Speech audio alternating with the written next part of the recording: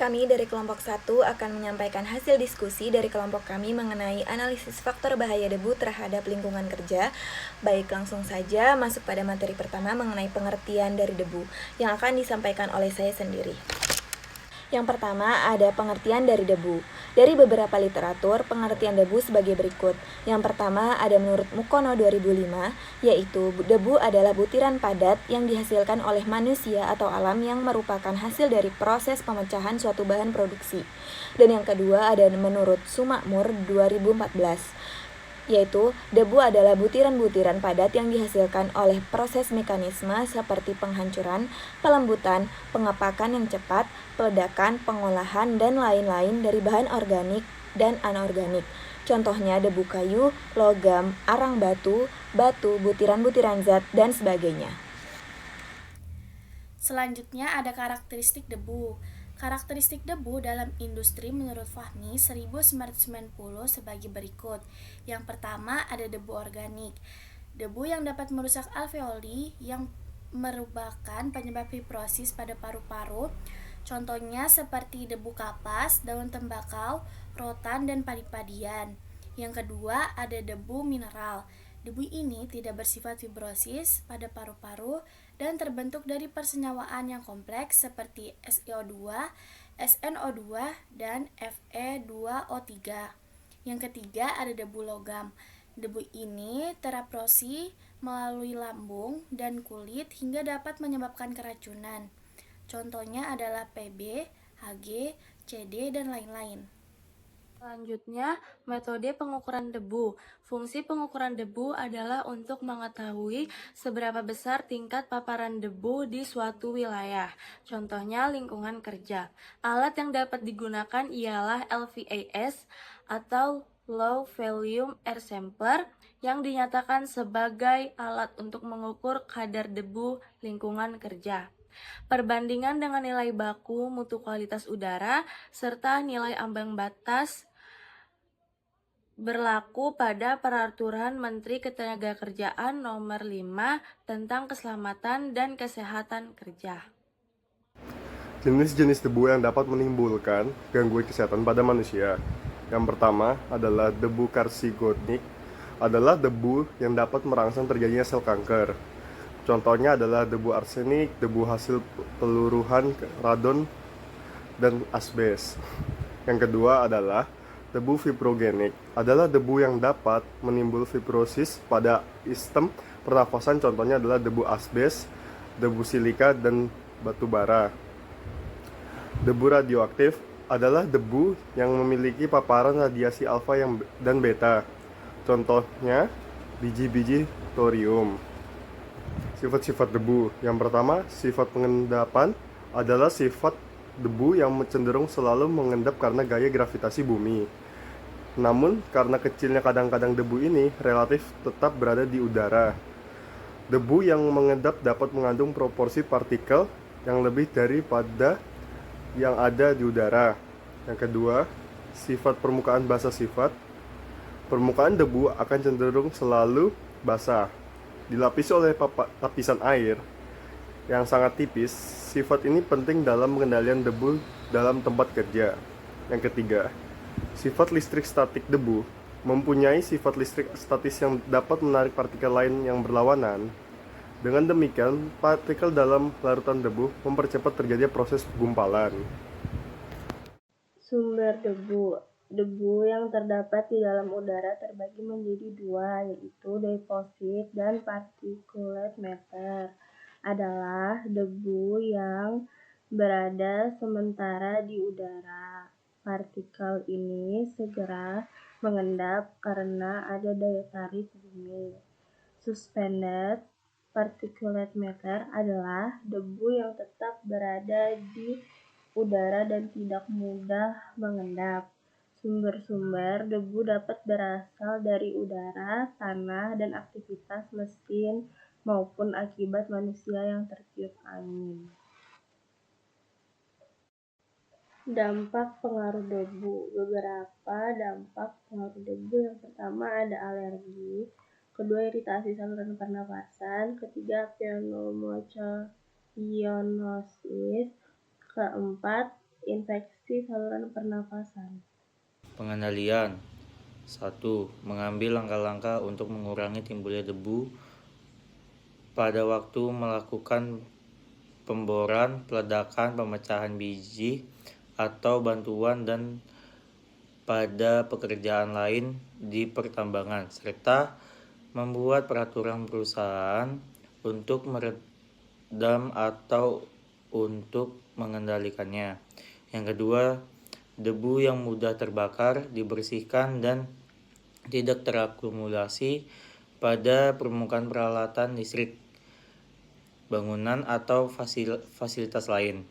Akumulasi debu yang mudah terbakar di udara dicegah agar tidak mencapai jumlah yang berbahaya. Jadwal pembersihan dan pembuangan tumpukan debu yang sudah terbakar ditetapkan dan dilaksanakan. Yang ketiga, pada setiap pemuatan biji atau bantuan ke dalam truk atau memindahkannya pada setiap tempat kerja dibasahi dengan air atau ditutup dengan baik untuk mencegah terbangnya debu ke udara. Peralatan yang digunakan untuk mengurangi debu hanya dapat dioperasikan atau dipindahkan oleh petugas yang berwenang. Nomor 4, pelindungan terhadap pekerja dari udara kotor yang berbahaya sedapat mungkin dilakukan dengan cara pencegahan pencemaran mengeluarkan debu dengan kipas angin isap atau melarutkan dengan udara bersih. Yang kelima, membuat peraturan perubahan tentang pengendalian debu pada setiap tempat kerja seperti tempat pemuatan dan penimbunan, tempat pemindahan bahan pengolahan dan atau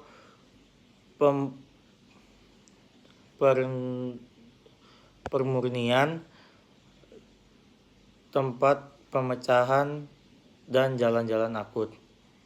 Yang ketujuh, menggunakan alat pelindung pernapasan yang sesuai rencana pemilihan alat, perawatan, pelatihan, pengawasan, pembersihan, dan penggunanya memenuhi ketentuan peraturan perundang-undangan atau standar yang diakui. Standar nilai ambang batas paparan debu. Peraturan Menteri Ketenagakerjaan Nomor 5 Tahun 2018 tentang keselamatan dan kesehatan kerja lingkungan kerja.